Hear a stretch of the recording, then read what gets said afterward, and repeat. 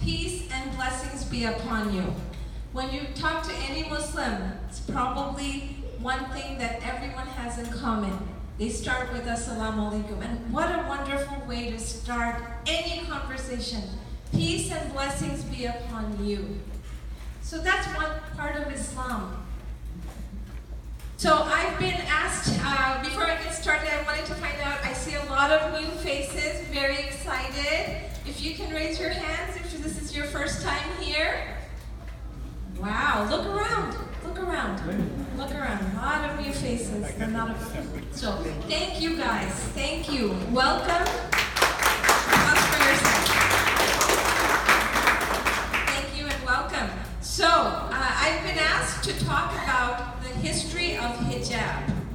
Now Dr. Rahman already burst the bubble and he told you that this didn't start with Islam. So he already told you. It's true, it didn't start with Islam. But before I get started, I wanted to ask you the perceptions of the people. What are your first thoughts, not for you, perceptions of people when you see this image? Please. Okay.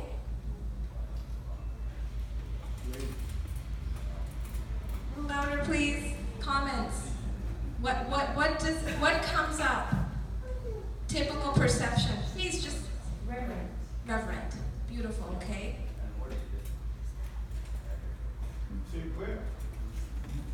Okay. These are some of the other unfortunate or fortunate perceptions that may come up.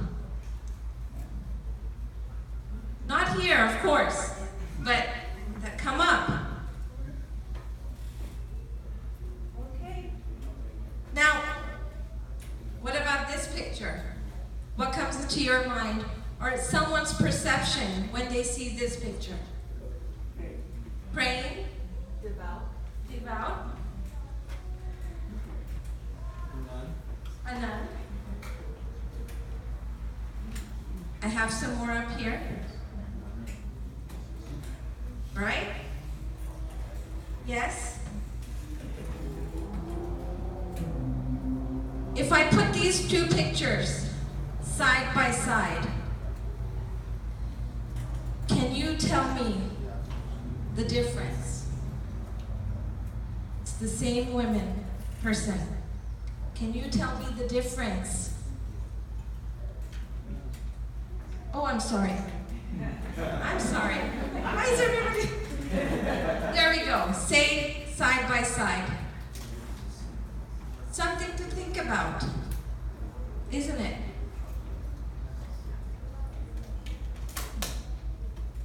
So, why then, in some of the Western civilization, some people are so busy with criticizing, disliking, and banning Muslim women dress in their countries, but they're silent when it comes to a nun's dress? Something to think about. Very interesting. Okay. So, now I want to get to the topic. Now, there have been long histories before the three major religions, Abrahamic religions such as Judaism, Christianity, and Islam, that veiling existed. As you can see, there are statuettes depicting veiled priestesses that precede all major Abrahamic religions, and it dates back as 2500 BCE. At that time, it was the elite women in ancient Mesopotamia, in the Byzantine, Greek, and Persian empires that wore the veil as a sign of respectability and high status. In ancient Mesopotamia, there were specific laws that actually detailed which woman must veil and which woman must not, depending upon a woman's class. So, For example, female slaves were forbidden to veil, while other respectable women were required to veil. Now, between 550, strict seclusion and veiling on matrons were also customary. In classical Greek society, they were expected to seclude themselves and not only veil, and wear clothing that concealed themselves from the eyes of men who were strangers. Another food for thought, I like to do that. Have you ever seen a picture of our Mother Mary, peace and blessings be upon her, without a veil?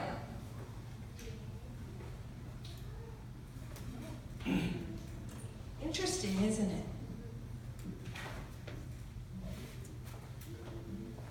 Yeah. Good for thought. Okay, so in terms of Judaism, it's not clear whether the Hebrew Torah contains prescriptions with regard to veiling, but rabbinic literature presents it as a question of modesty. And I don't know if I'm going to butcher the word. It's called tiznuit. Anybody? That's what it's called, I think. According to rabbinical precepts, married Jewish women have to cover their hair.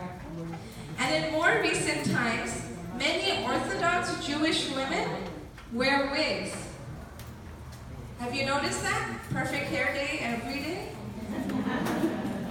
Yeah, it's pretty interesting. Okay, in terms of Christianity, there's archaeological evidence that suggests that early Christian women in Rome covered their heads.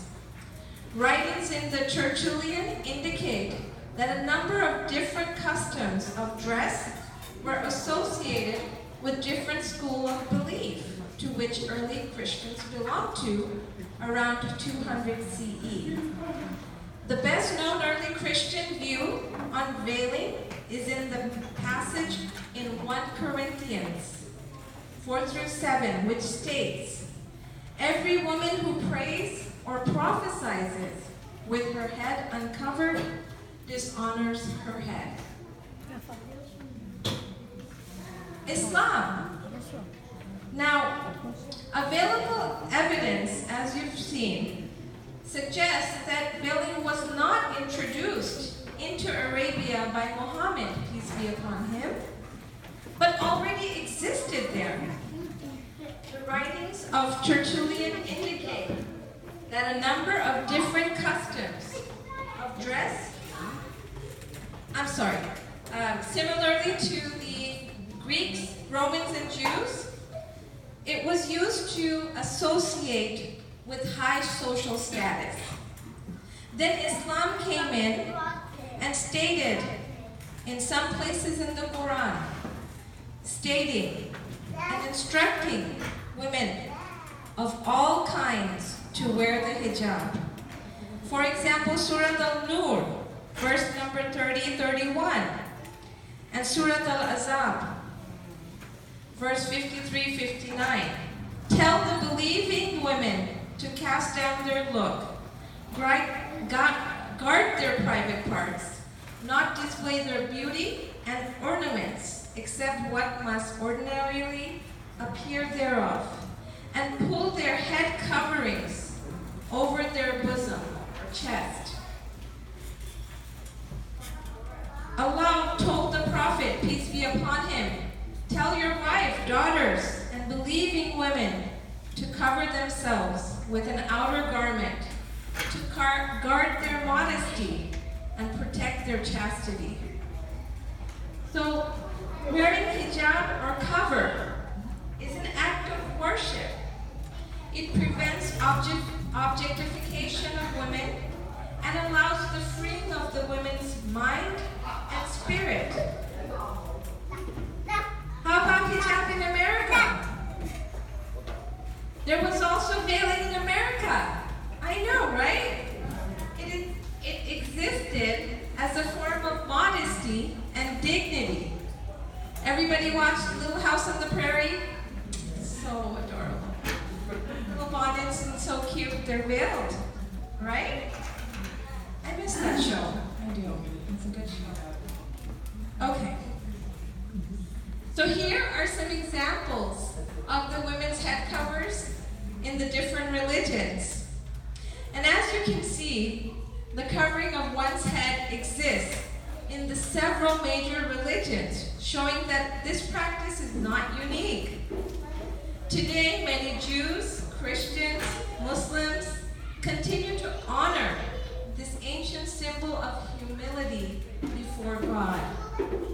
Despite the many criticisms of the practice of wearing a hijab or scarf, being oppressive and detrimental to women's inequality, many Muslims view the way of the dress to be a positive thing because it highlights her personality, intellect, characteristics, and not the shape of her figure.